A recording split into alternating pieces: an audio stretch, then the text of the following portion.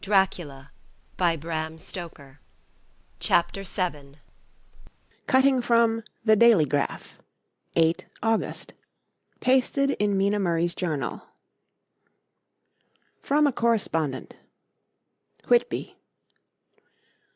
One of the greatest and suddenest storms on record has just been experienced here, with results both strange and unique. The weather had been somewhat sultry, but not to any degree uncommon in the month of August. Saturday evening was as fine as was ever known, and the great body of holiday-makers laid out yesterday for visits to Mulgrave Woods, Robin Hood's Bay, Rig Mill, Runswick, Staithes, and the various trips in the neighbourhood of Whitby.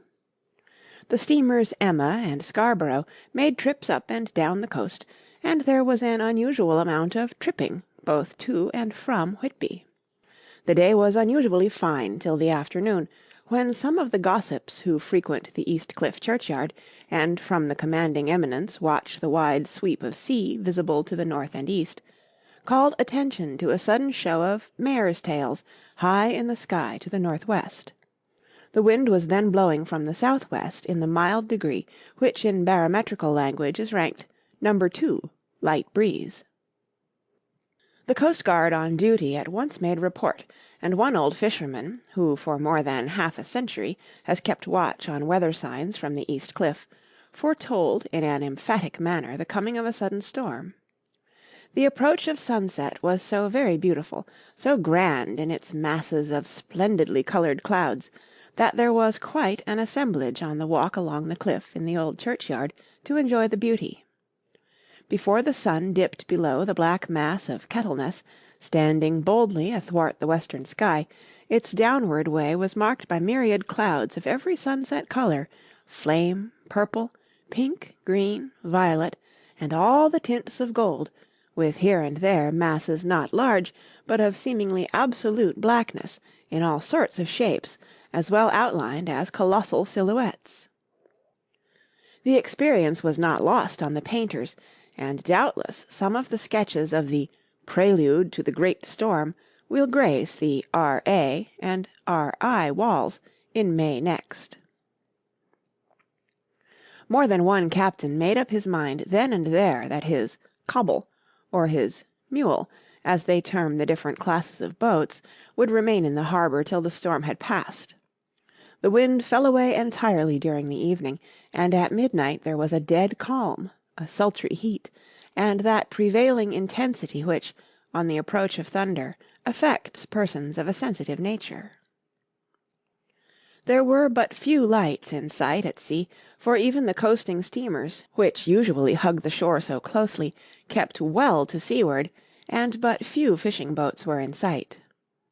The only sail noticeable was a foreign schooner with all sails set, which was seemingly going westwards. The foolhardiness or ignorance of her officers was a prolific theme for comment whilst she remained in sight, and efforts were made to signal her to reduce sail in the face of her danger. Before the night shut down she was seen with sails idly flapping as she gently rolled on the undulating swell of the sea. As idle as a painted ship upon a painted ocean.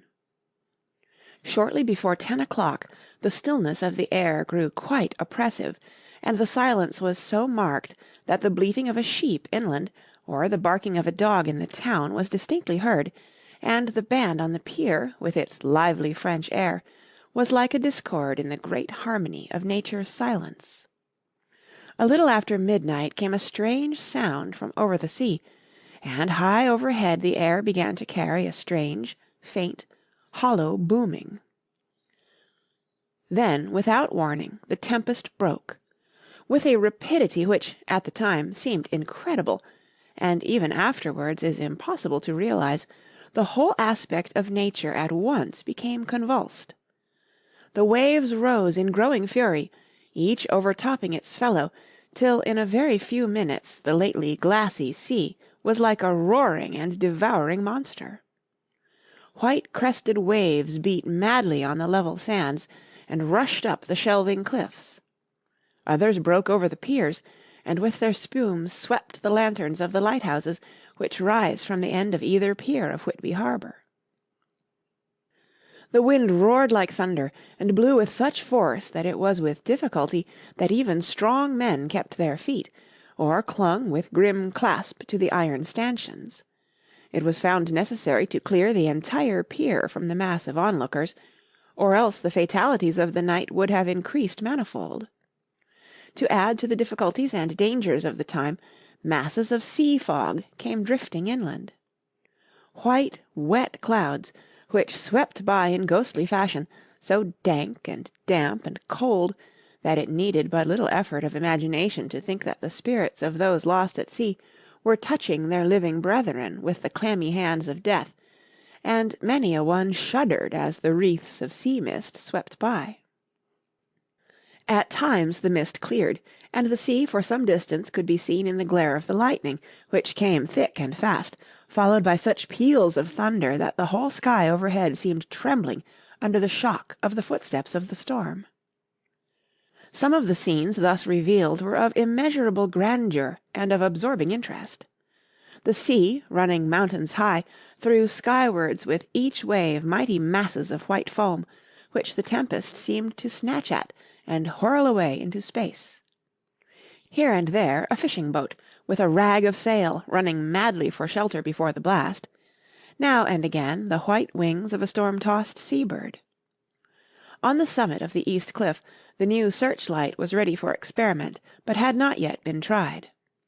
The officers in charge of it got it into working order, and in the pauses of on-rushing mist swept with it the surface of the sea.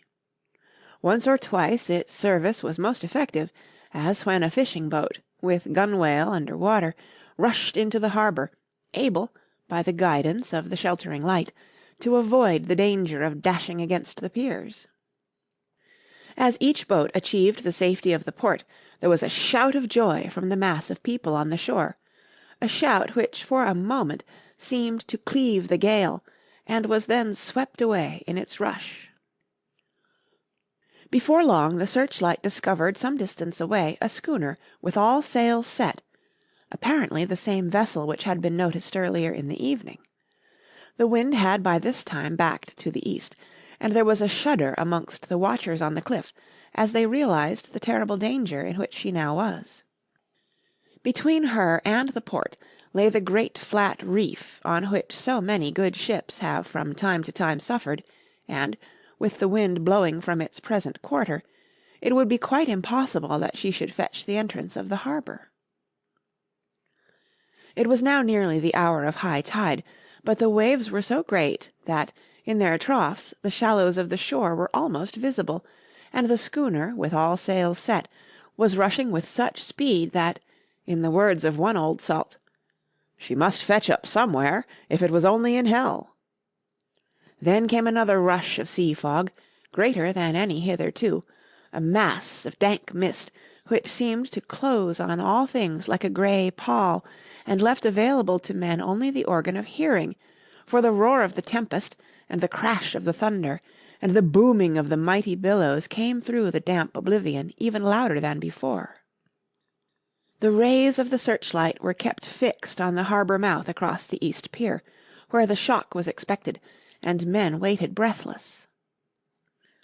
The wind suddenly shifted to the northeast, and the remnant of the sea fog melted in the blast, and then, mirabile dictu, between the piers, leaping from wave to wave as it rushed at headlong speed, swept the strange schooner before the blast, with all sail set, and gained the safety of the harbour. The searchlight followed her, and a shudder ran through all who saw her, for lashed to the helm was a corpse with drooping head, which swung horribly to and fro at each motion of the ship. No other form could be seen on the deck at all. A great awe came on all as they realized that the ship, as if by a miracle, had found the harbour, unsteered save by the hand of a dead man. However, all took place more quickly than it takes to write these words. The schooner paused not, but, rushing across the harbour, pitched herself on that accumulation of sand and gravel washed by many tides and many storms into the southeast corner of the pier jutting under the east cliff, known locally as Tate Hill Pier. There was, of course, a considerable concussion as the vessel drove up on the sand-heap. Every spar, rope, and stay was strained, and some of the top-hammer came crashing down. But strangest of all, the very instant the shore was touched, an immense dog sprang up on deck from below, as if shot up by the concussion, and running forward, jumped from the bow on the sand. Making straight for the steep cliff, where the churchyard hangs over the laneway to the east pier so steeply that some of the flat tombstones, throfsteins or throughstones, as they call them in Whitby vernacular, actually project over where the sustaining cliff has fallen away, it disappeared in the darkness, which seemed intensified just beyond the focus of the searchlight. It so happened that there was no one at the moment on Tate Hill Pier, as all those whose houses are in close proximity were either in bed or were out on the heights above. Thus the coastguard on duty on the eastern side of the harbour, who at once ran down to the little pier, was the first to climb aboard. The men working the searchlight, after scouring the entrance of the harbour without seeing anything, then turned the light on the derelict and kept it there. The coastguard ran aft, and when he came beside the wheel, bent over to examine it, and recoiled at once as though under some sudden emotion. This seemed to pique general curiosity, and quite a number of people began to run. It is a good way round from the West Cliff by the drawbridge to Tate Hill Pier, but your correspondent is a fairly good runner, and came well ahead of the crowd. When I arrived, however, I found already assembled on the pier a crowd whom the coastguard and police refused to allow to come on board. By the courtesy of the chief boatman, I was, as your correspondent, permitted to climb on deck, and was one of a small group who saw the dead seaman whilst actually lashed to the wheel. It was no wonder that the coastguard was surprised, or even awed, for not often can such a sight have been seen. The man was simply fastened by his hands, tied one over the other to a spoke of the wheel. Between the inner hand and the wood was a crucifix, the set of beads on which it was fastened being around both wrists and wheel, and all kept fast by the binding cords. The poor fellow may have been seated at one time, but the flapping and buffeting of the sails had worked through the rudder of the wheel, and had dragged him to and fro, so that the cords with which he was tied had cut the flesh to the bone. Accurate note was made of the state of things, and a doctor, Surgeon J. M. Caffin, of 33 East Eliot Place, who came immediately after me, declared, after making examination, that the man must have been dead for quite 2 days. In his pocket was a bottle, carefully corked, empty save for a little roll of paper, which proved to be the addendum to the log. The coastguard said the man must have tied up his own hands, fastening the knots with his teeth. The fact that a coastguard was the first on board may save some complications later on, in the Admiralty Court, for coastguards cannot claim the salvage, which is the right of the first civilian entering on a derelict. Already, however, the legal tongues are wagging, and one young law student is loudly asserting that the rights of the owner are already completely sacrificed, his property being held in contravention of the statutes of Mormain, since the tiller, as emblemship if not proof of delegated possession, is held in a dead hand. It is needless to say that the dead steersman has been reverently removed from the place where he held his honourable watch and ward till death, a steadfastness as noble as that of the young Casabianca, and placed in the mortuary to await inquest.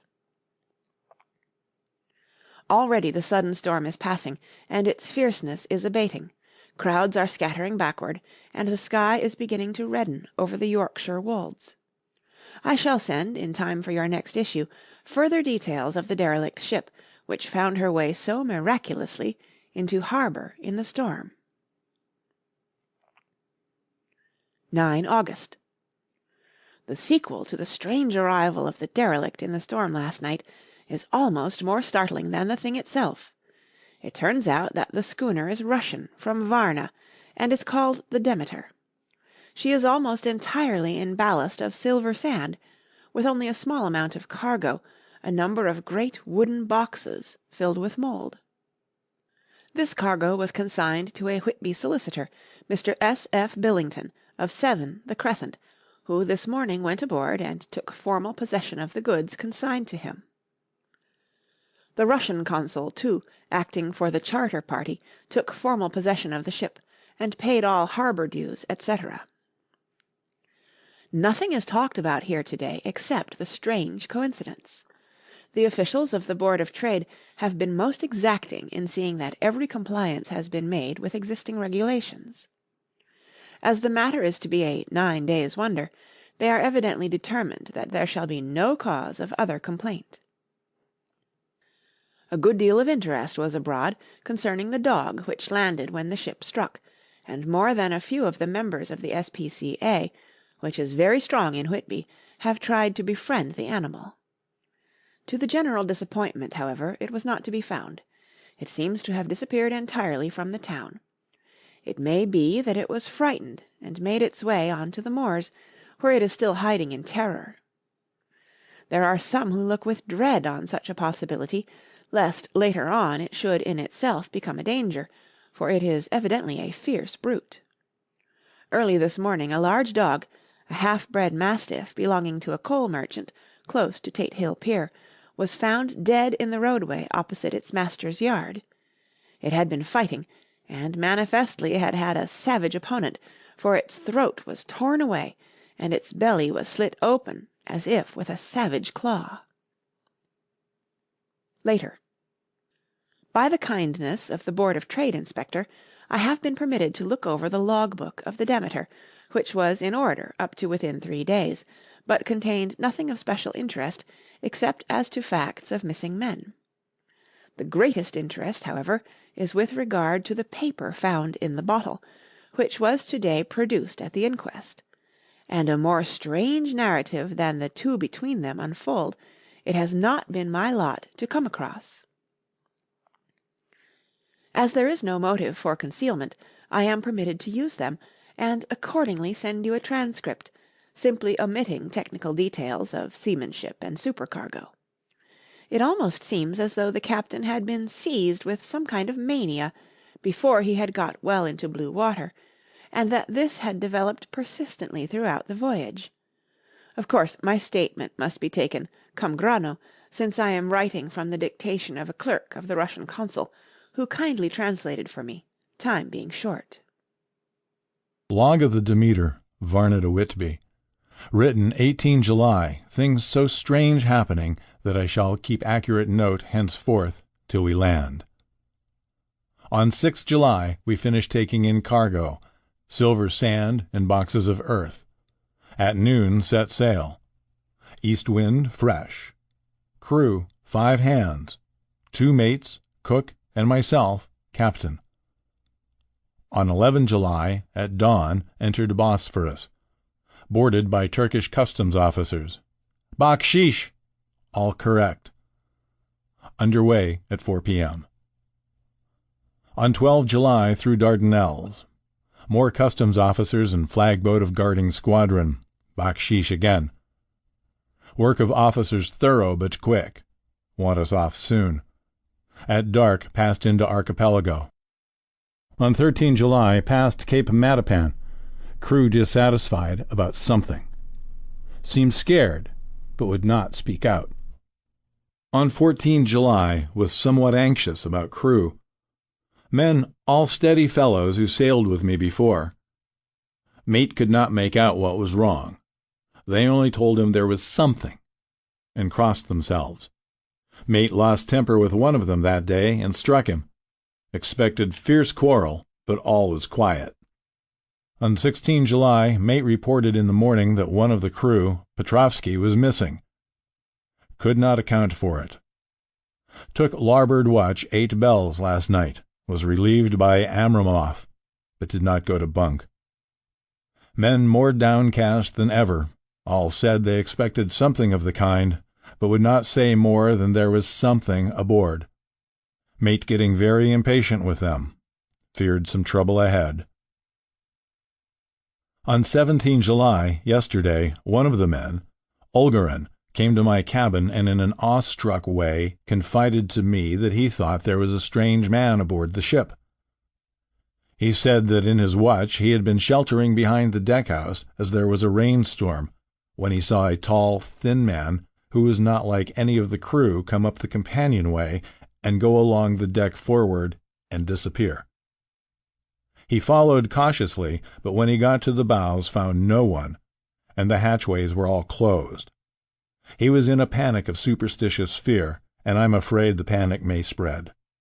To allay it, I shall today search the entire ship carefully from stem to stern. Later in the day, I got together the whole crew and told them, as they evidently thought there was someone in the ship, we would search from stem to stern. First mate angry. Said it was folly, and to yield to such foolish ideas would demoralize the men.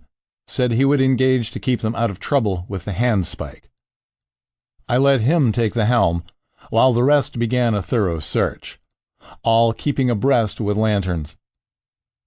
We left no corner unsearched. As there were only big wooden boxes, there were no odd corners where a man could hide. Men much relieved when search over, and went back to work cheerfully. First mate scowled, but said nothing.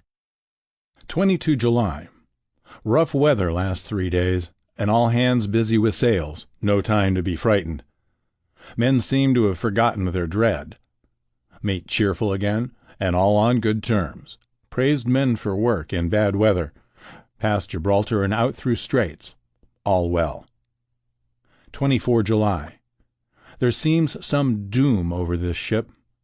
Already a hand short and entering the Bay of Biscay with wild weather ahead, and yet last night another man lost, disappeared.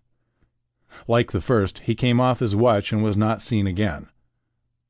Men all in a panic of fear sent a round robin, asking to have double watch, as they fear to be alone.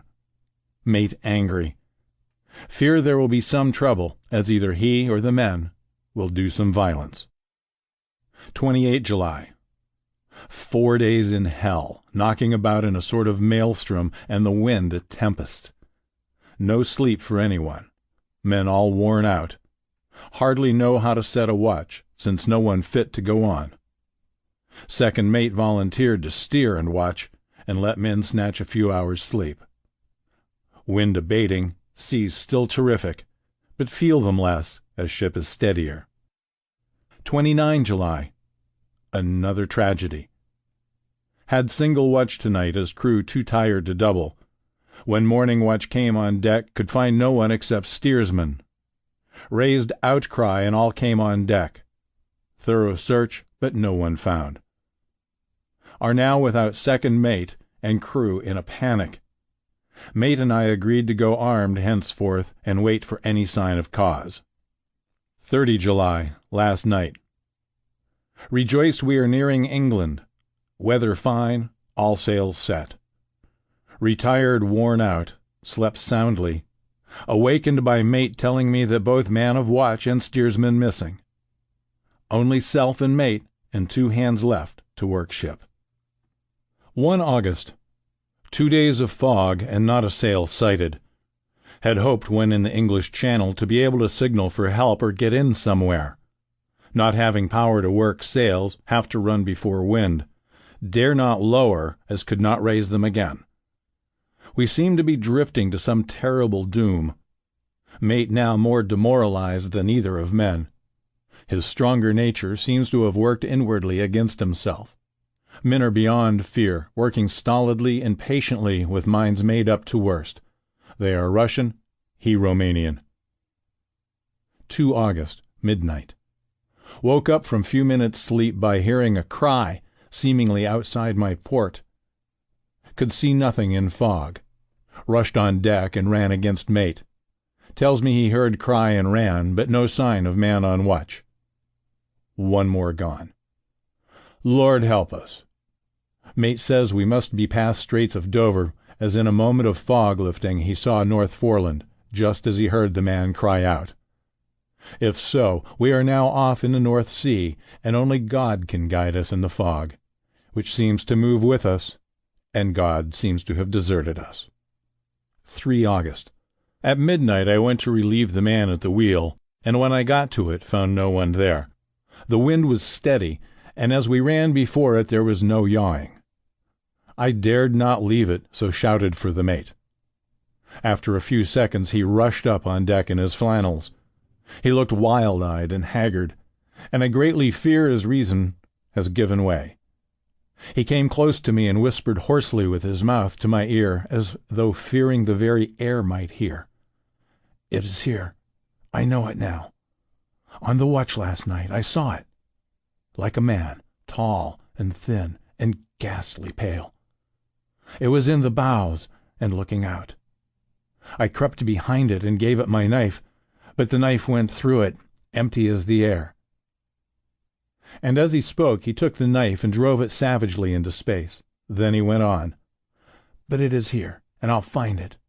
It is in the hold, perhaps in one of those boxes. I'll unscrew them one by one and see. You work the helm." And with a warning look and his finger on his lip, he went below. There was springing up a choppy wind, and I could not leave the helm. I saw him come out on deck again with a tool chest and lantern and go down the forward hatchway. He is mad, stark, raving mad, and it's no use my trying to stop him. He can't hurt those big boxes. They're invoiced as clay, and to pull them about is as harmless a thing as he can do. So here I stay and mind the helm and write these notes.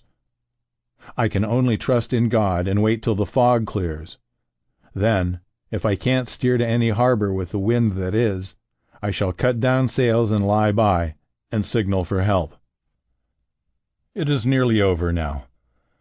Just as I was beginning to hope that the mate would come out calmer, for I heard him knocking away at something in the hold, and work is good for him, there came up the hatchway a sudden, startled scream which made my blood run cold. And up the deck he came, as if shot from a gun, a raging madman with his eyes rolling and his face convulsed with fear. "Save me! Save me!" he cried, and then looked around on the blanket of fog.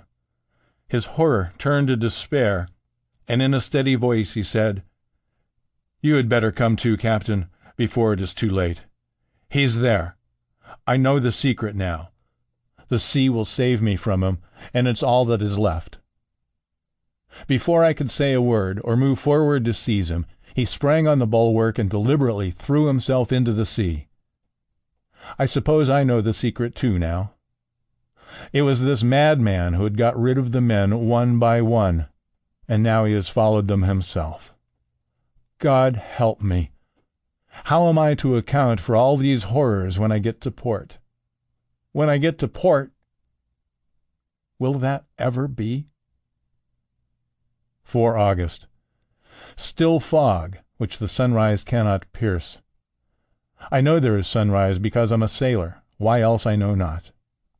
I dared not go below. I dared not leave the helm, so here all night I stayed, and in the dimness of the night I saw it. Him. God forgive me, but the mate was right to jump overboard. It was better to die like a man. To die like a sailor in blue water, no man can object. But I'm captain, and I must not leave my ship. But I shall baffle this fiend or monster, for I shall tie my hands to the wheel when my strength begins to fail, and along with them I shall tie that which it, dare not touch. And then, come good wind or foul, I shall save my soul and my honor as captain. I am growing weaker, and the night is coming on. If he can look me in the face again, I may not have time to act. If we are wrecked, mayhap this bottle may be found, and those who find it may understand. If not, well then all men shall know that I have been true to my trust. God and the Blessed Virgin and the saints help a poor ignorant soul trying to do his duty. Of course, the verdict was an open one. There is no evidence to adduce, and whether or not the man himself committed the murders there is now none to say. The folk here hold almost universally that the captain is simply a hero, and he is to be given a public funeral. Already it is arranged that his body is to be taken with a train of boats up the Esk for a piece, and then brought back to Tate Hill Pier and up the Abbey steps, for he is to be buried in the churchyard on the cliff. The owners of more than 100 boats have already given in their names as wishing to follow him to the grave. No trace has ever been found of the great dog, at which there is much mourning, for, with public opinion in its present state, he would, I believe, be adopted by the town. To-morrow will see the funeral, and so will end this one more Mystery of the Sea.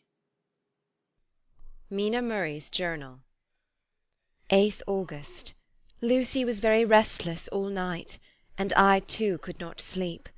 The storm was fearful, and as it boomed loudly among the chimney-pots it made me shudder. When a sharp puff came it seemed to be like a distant gun. Strangely enough Lucy did not wake, but she got up twice and dressed herself. Fortunately each time I awoke in time and managed to undress her without waking her, and got her back in bed. It is a very strange thing, this sleep-walking, for as soon as her will is thwarted in any physical way, her intention, if there be any, disappears, and she yields herself almost exactly to the routine of her life.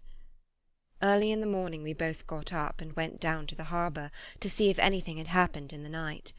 There were very few people about, and though the sun was bright and the air clear and fresh, the big, grim-looking waves that seemed dark themselves because the foam that topped them was like snow, forced themselves in through the mouth of the harbour, like a bullying man going through a crowd.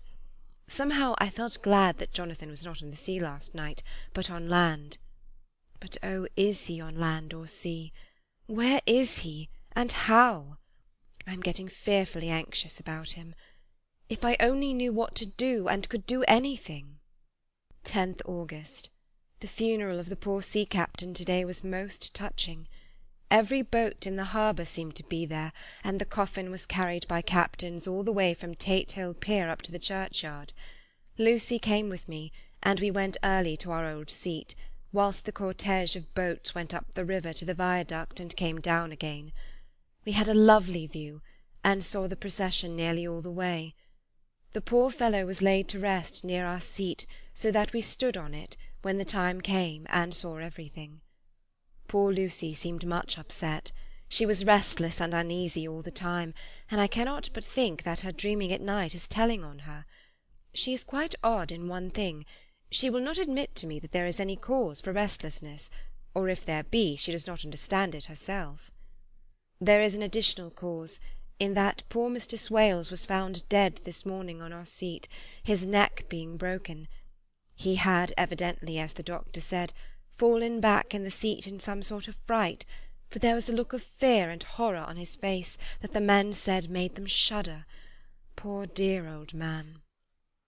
Lucy is so sweet and sensitive that she feels influences more acutely than other people do. Just now she was quite upset by a little thing which I did not much heed, though I myself am very fond of animals. One of the men, who came up here often to look for the boats, was followed by his dog. The dog is always with him. They are both quiet persons, and I never saw the man angry, nor heard the dog bark. During the service the dog would not come to its master, who was on the seat with us, but kept a few yards off, barking and howling. Its master spoke to it gently, and then harshly, and then angrily. But it would neither come nor cease to make a noise. It was in a fury, with its eyes savage, and all its hair bristling out like a cat's tail when puss is on the war-path. Finally the man too got angry, and jumped down and kicked the dog, and then took it by the scruff of the neck, and half dragged and half threw it on the tombstone on which the seat is fixed. The moment it touched the stone, the poor thing began to tremble. It did not try to get away, but crouched down, quivering and cowering, and was in such a pitiable state of terror that I tried, though without effect, to comfort it. Lucy was full of pity too, but she did not attempt to touch the dog, but looked at it in an agonized sort of way. I greatly fear that she is of too supersensitive a nature to go through the world without trouble. She will be dreaming of this to-night, I am sure. The whole agglomeration of things, the ship steered into port by a dead man, his attitude, tied to the wheel with a crucifix and beads, the touching funeral, the dog, now furious and now in terror, will all afford material for her dreams. I think it will be best for her to go to bed tired out physically, so I shall take her for a long walk by the cliffs to Robin's Hood Bay and back. She ought not to have much inclination for sleep-walking then. End of Chapter 7.